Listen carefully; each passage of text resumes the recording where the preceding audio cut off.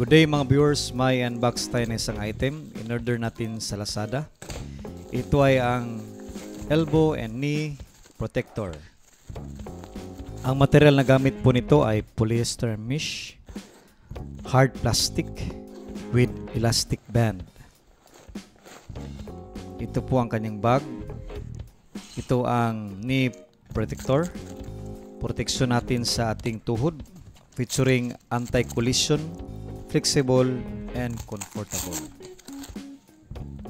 Protection po natin ito sakaling tayo ay matumba, huwag naman po sana. Ito naman po ang elbow cup protector niya. Hindi siya gaanong mabigat, magaan lang po ito. At komportable po natin itong suotin kapag nag-long ride tayo.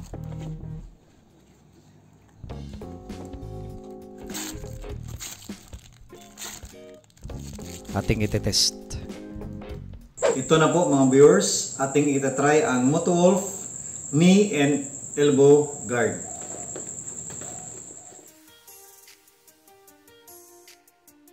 Ating susutin ang knee guard.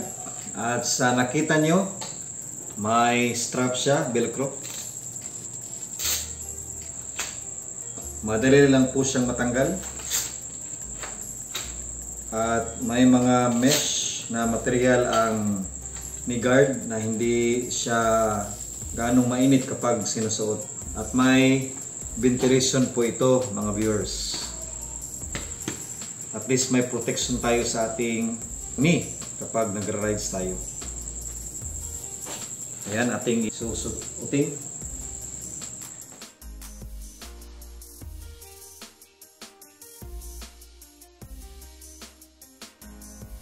Yan ang ating legs sa ating left side. May knee guard na tayo. Maganda viewers na meron tayo nito for our protection. Kapag mag-cars tayo, huwag naman po sana. At least may protection tayo sa ating paa. Maganda na hindi lang tayo mag-invest sa ating mga motor. Mag-invest rin tayo sa ating sarili. Dahil mas importante ang ating buhay, ang ating katawan kaysa sa ating motor. Safety talaga ang ating priority. Ito naman po ang sa ating elbow. Madali lang siyang tanggalin at madali rin siyang suotin. At may mesh ito na material, plastic, at meron ring mga butas for ventilation.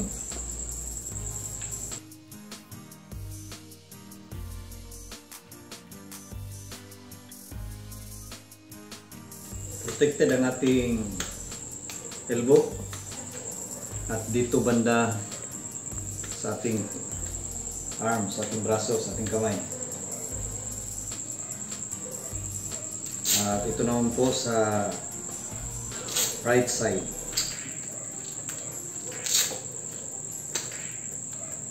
Ayan. Madali lang suotin kahit hindi na tayo magpatulong sa iba. Tayo na mismo ang magsuot, kayang-kaya. Kadalasan nilalagay ko po ito kapag nakasuot na po ako ng jacket. After sa jacket, ito po ang aking sinusuot. Lalo na kapag may long ride. Ayan. Parang si Ultraman, di ba mga viewers? May Motowolf knee and elbow guard na po tayo. Ayan. Ating ititest sa ating ADV 160. Yan po ang ating posisyon. So wag naman po sana, if ever man may mangyari na tumba, aksidente, may protection tayo sa ating elbow natin at sa ating knee.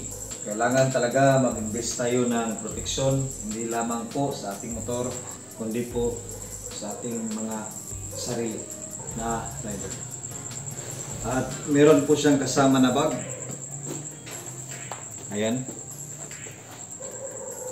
Sulit na sulit po ito kapag nagplano kayo na bumili ng knee and elbow guard. Yan po. Thank you for watching. See you in the next vlog. God bless.